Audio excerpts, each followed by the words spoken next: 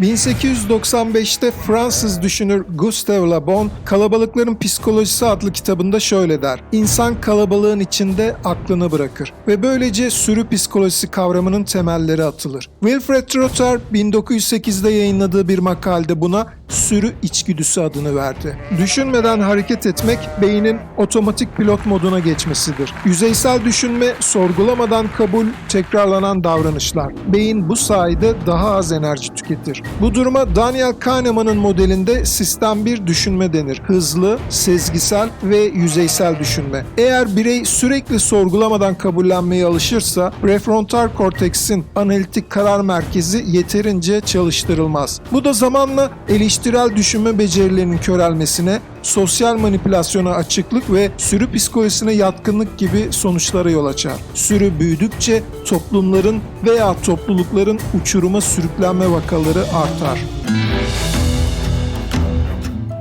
Bölüm 2. Sürü davranışının psikolojik ve biyolojik temelleri. Sürü psikolojisi yalnızca kültürel bir eğilim değildir. Kökeni evrimsel ve biyolojik düzeydedir. İnsan beyni milyonlarca yıllık evrimsel süreçte hayatta kalmak için gruba uyum sağlamayı öğrenmiştir. Yalnız kalan birey vahşi doğada daha savunmasızdır. Bu nedenle grup içinde hareket etmek insan için bir güvenlik stratejisine dönüşmüştür. Beynin sosyal uyaranlara karşı duyarlılığı, aidiyet ve kabul arayışıyla birleşerek sürü davranışını pekiştirir. Modern çağda bile bu ilkel dürtüler devrededir. Artık ormanda değiliz ama beğeniler, trendler, kalabalıklar bize hala yön veriyor. Sürüye uyum hem kolay hem de enerji tasarrufudur. Beyin daha az çalışır, adaptasyon devreye girer. Peki bu uyum ne zaman bir tehlikeye dönüşür? Wilfred Trotter, belirsizlik karşısında sığınma arayışı. Wilfred Trotter 1908'de yayımladığı çalışmasında insanların yalnızca sosyal değil, aynı zamanda belirsizlikten kaçma dürtüsüyle hareket ettiğini vurgular. Ona göre birey karmaşık ya da tehditkar durumlarla karşılaştığında yönünü kaybetmemek için gruba sığınır. Sürünün yönü birey için bir tür pusulaya dönüşür. Bu psikolojik güvenlik arayışı çoğu zaman sorgulamayı bastırır.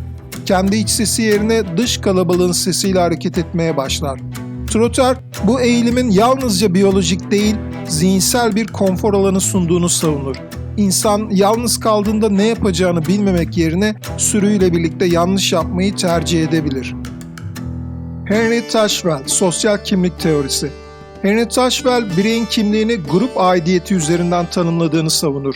Sosyal kimlik teorisine göre insanlar kendilerini bir grubun parçası olarak görür ve bu gruba bağlılıkları üzerinden düşünür, hisseder ve hareket eder. Bu durum biz ve onlar ayrımını doğurur. Grup içindeki aidiyet bireye değer ve güvenlik duygusu verir.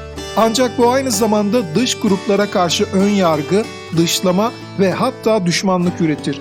Birey grubuna uyum sağlamak için kendi fikirlerini geri plana atabilir. Bu da sürü psikolojisinin sosyal zemindeki tezahürlerinden biridir. Salomon Asch, uyuma deneyi. 1951'de sosyal psikolog Salomon Asch, bireylerin grup baskısı karşısında nasıl davrandığını göstermek için bir deney gerçekleştirdi. Katılımcılara üzerinde tek bir çizgi olan bir kart ve üzerinde farklı uzunluklarda 3 çizgi bulunan başka bir kart gösterildi. Görev aynı uzunluktaki çizgiyi seçmekti. Başlangıçta herkes doğru cevabı verdi. Fakat daha sonra deneyin parçası olan sahte katılımcılar bilinçli olarak yanlış cevaplar vermeye başladı. Gerçek deneklerin yaklaşık %75'i en az bir kez çoğunluğa uydu. %32'si ise çoğunluğun yanlış cevabını sürekli tekrarladı. Bu deney sosyal baskının gerçeklik algısını bile nasıl çarpıtabildiğini gözler önüne serdi. Muzaffer Şerif, otokinetik etki deneyi. Sosyal psikoloji alanının kurucularından biri olarak kabul edilen Muzaffer Şerif, 1930'larda bireylerin belirsiz durumlarda grup baskısıyla nasıl uyum sağladığını göstermek için otokinetik etki deneyini gerçekleştirdi.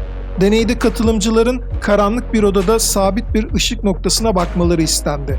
Göz yanılsaması nedeniyle bu sabit nokta hareket ediyormuş gibi algılanır. Buna otokinetik etki denir. Deneklerden ışığın ne kadar hareket ettiğini tahmin etmeleri istendi. Önce bireysel sonra grup halinde yapılan tahminlerde çarpıcı bir fark ortaya çıktı. Katılımcılar grup halindeyken kendi algılarından vazgeçip grubun ortak tahminine uyum sağladılar. Sonraki bireysel tahminlerinde bile bu ortak görüşten sapmadılar. Şerif'in deneyinde bireyler belirsizlik içinde kaldıklarında doğruyu kendi gözleriyle değil, grup normlarıyla belirleme eğilimindedir. Bu sürü psikolojisinin algı düzeyinde nasıl çalıştığını gösterir. Antonio Damasio, Duygular ve Karar Verme. Nörobilimci Antonio Damasio, kararlarımızın temelinde yalnızca mantık değil, duyguların da yer aldığını savunur. Damasio, Descartes'in Yanılgısı adlı çalışmasında duygusal belleği olmayan bireylerin sağlıklı kararlar veremediğini gösterir. Bu durum sürü psikolojisini anlamada kritiktir çünkü sürü davranışı çoğu zaman duygusal tepkilerle tetiklenir. Korku, aidiyet, dışlanma kaygısı. Damasio'ya göre insan düşündüğünden çok daha sezgisel ve duygusal bir varlıktır. Bu da sürüye uymayı sadece sosyal değil, duygusal bir ihtiyaç haline getirir. Bazen mantıklı görünmese de hissettirdiği güven sayesinde sürüye teslim olur. Daniel Kahneman ve düşünce sistemleri. Daniel Kahneman, Amos Tversky ile birlikte yaptığı çalışmalarla tanınan Nobel ödüllü bir psikologtur. Özellikle karar verme süreçleri ve bilişsel önyargılar üzerine yaptığı çığır açan araştırmalarla tanınır. Kahneman'ın en önemli katkılarından biri, düşünce süreçlerimizi iki farklı sistem üzerinden ele alan modelidir. Sistem 1, hızlı, sezgisel ve duygusal düşünce sistemidir. Çaba gerektirmez, otomatik olarak işler ve genellikle farkında olmayız. Kalıplara, alışkanlıklara ve deneyimlere dayanır. Hızlı kararlar vermemizi sağlar ancak mantık hatalarına ve ön yargılara açıktır. Sistem 2, yavaş, analitik ve mantıksal düşünme sistemi. Dikkat ve çaba gerektirir. Karmaşık problemleri çözmek için kullanılır. Bilinçli bir süreçtir ve bilgileri dikkatlice analiz etmeyi gerektirir. Sistem 1'in aksine daha az hata yapma eğilimindedir ancak daha fazla enerji tüketir ve daha yavaş ilerler. Robert Cialdini ve iknanın psikolojisi. Robert Cialdini, sosyal psikoloji alanında uzmanlaşmış ve özellikle ikna prensipleri üzerine yaptığı çalışmalarla tanınan saygın bir akademisyendi. İknanın Psikolojisi adlı kitabı bu alandaki en etkili ve yaygın olarak okunan eserlerden biridir. Cialdini, uzun yıllar süren araştırmaları ve gözlemleri sonucunda insanların evet deme olasılığını arttıran 6 temel ikna prensibini tanımlamıştır. Karşılık, bağlılık ve tutarlılık, sosyal kanıt, beğeni, otorite ve kıtlık. Çalışmaları pazarlama, satış, yönetim ve sosyal etki gibi birçok alanda pratik uygulamalar bulmuştur. Bölüm 3. Sosyal psikoloji deneyleri, itaat, rol ve manipülasyon. Sürü psikolojisi sadece bireyleri değil, toplumların kaderini de belirler. Tarih boyunca milyonlarca insan çoğunluğa uyum sağlamak adına düşünmeyi bıraktı. Bu uyum kimi zaman trajik sonuçlara yol açtı. Sorgulamayan birey sistemin dişlisi olur. Doğru yanlış fark etmeksizin yönlendirilmeye açık hale gelir. Toplumsal felaketlerin çoğunda bireyler kötü değil, sadece uyumlu oldukları için harekete geçmiştir. Psikologlar ve filozoflar bu durumu uzun yıllardır inceliyor. Otoriteye itaat, sosyal rol oynama, ahlaki körlük. Şimdi gelin sürü psikolojisinin tarihte ve bugün nasıl çalıştığını birkaç örnekle anlayalım. Hannah Arendt, kötülüğün sıradanlığı. Siyaset felsefecisi Hannah Arendt, 1961'de Nazi subayı Adolf Eichmann'ın yargılandığı davayı izledikten sonra çarpıcı bir fikir ortaya attı. Kötülüğün sıradanlığı. Eichmann kendisini emirleri yerine getiren bir subay, bir bürokrat olarak savunmuştu. Arendt'a göre bu, aklını teslim eden bireyin karanlık bir yansımasıydı. Bir insan sorgulamayı bıraktığında en ağır suçları bile görev olarak yerine getirebilir. Sürü psikolojisi bireyin sorumluluk alma yetisini ortadan kaldırır. Böylece kötülük şeytani değil, sıradan ve bürokratik bir rutine dönüşür. Tarih bu tarz pasif itaatlerle doludur. Erich Fromm, özgürlükten kaçış. Erich Fromm'a göre özgürlük her zaman arzu edilen bir şey değildir. Aksine birçok insan özgürlükten korkar. Çünkü özgürlük bireye sorumluluk yükler. Fromm'un Özgürlükten Kaçış adlı eserinde belirttiği gibi insanlar bu sorumluluktan kaçmak için otoritelere sığınır. Bu da sürü psikolojisinin kapılarını açar. Çünkü sürüde kalmak, bireysel karar verme yükünü başkasına devretmek demektir. Otoriteye sorgusuz bağlılık, güven ve konfor sağlar. Fromm'a göre totaliter rejimlerin yükselmesinin arkasında da bu psikolojik eğilim yatar. İnsan kendi aklına değil, başkasının gücüne güvenir. Stanley Milgram, Otoriteye itaat deneyi. Sosyal psikolog Stanley Milgram, 1961'de yaptığı itaat deneyi Obedience Experiment ile insanların bir otorite figürünün emriyle başka birine zarar vermeye ne kadar hazır olabildiğini göstermiştir. Katılımcılara başka bir kişiye, ki bu aslında bir oyuncuydu, yanlış cevap verdiğinde artan voltajlarla elektrik şoku vermeleri söylendi. Gerçekte şok yoktu ama oyuncu acı çekiyor gibi kıvranıyordu. Deneyin başındaki otorite figürü beyaz önlüklü bir görevliydi. Katılımcıya devam etmesini söylüyordu. Sonuçta katılımcıların %65'i ölümcül olabilecek seviyelere kadar şok vermeye devam etmiştir. Sadece emir aldıkları için.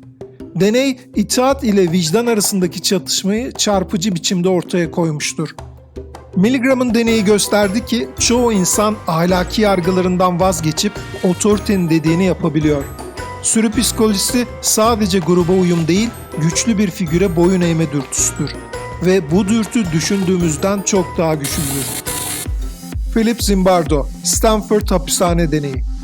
Philip Zimbardo'nun 1971'de yaptığı Stanford Hapishane Deneyi, insanların sosyal rollere nasıl hızlı ve derin şekilde uyum sağladığını göstermek amacıyla yapılmıştır. Deneyde Stanford Üniversitesi'nden 24 öğrenci rastgele iki gruba ayrıldı. Gardiyanlar ve mahkumlar. Psikoloji bölümünün bodrum katı sahte bir hapishaneye dönüştürüldü. Gardiyan rolündeki öğrenciler kısa sürede otoriter ve baskıcı, mahkum rolündekiler ise itaatkar ve stresli davranmaya başladı. 14 gün sürmesi planlanan deney kontrolden çıkarak 6. günde sonlandırıldı. Zimbardo'nun vardığı sonuç insan davranışı sadece karaktere değil bulunduğu sosyal rol ve ortama da bağlıdır. Güç verilen kişi hızla otoriterleşebilir. Kendi kişiliğini değil ona verilen rolü yaşar.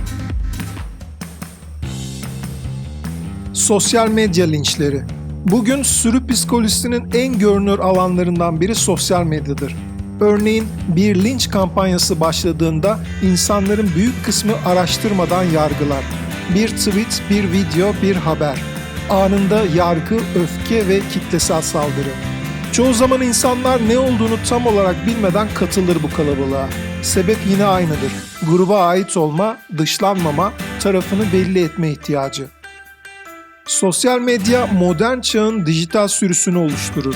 Günümüzde sürüler sadece duygusal ve ideolojik değil çıkar grupları olarak da hareket eder. Yine de her topluluk sürü değildir. Sorarak, araştırarak gerçeğin peşinde birleşen insanlar çoğunluk olmasalar da haklı olma motivasyonuyla bir güç oluşturabilirler. Peki sen bu dijital kalabalığın neresindesin? Bölüm 4. Birey, hiyerarşi ve zihinsel körelme. Sigmund Freud 1921'de yayımladığı Kitle Psikolojisi ve Ego Analizi adlı eserinde şöyle der: grup içindeki birey egosunu lidere teslim eder. Bu cümle yalnızca siyasetçiler için değil, dini liderlerden akademik otoritelere, sanat çevrelerinden iş dünyasına kadar her güç yapısında karşılığını bulur. İnsan düşünme yükünü bir üsttekine devrettiğinde sadece sorumluluğu değil, gelişme potansiyelini de teslim eder. Zanaatkar ustasına, sanatçı üstadına, akademisyen hocasına eleştirmeden, sorgulamadan itaat ettiğinde zincirin halkaları hızla körelir. Hiyerarşi birlikte üretmek için gereklidir ama sorgusuz itaat zincirin tamamını çürütür. Toplumlar bu yüzden yerinde sayar. Bilim ve sanat takdir edilmediği memleketi terk eder.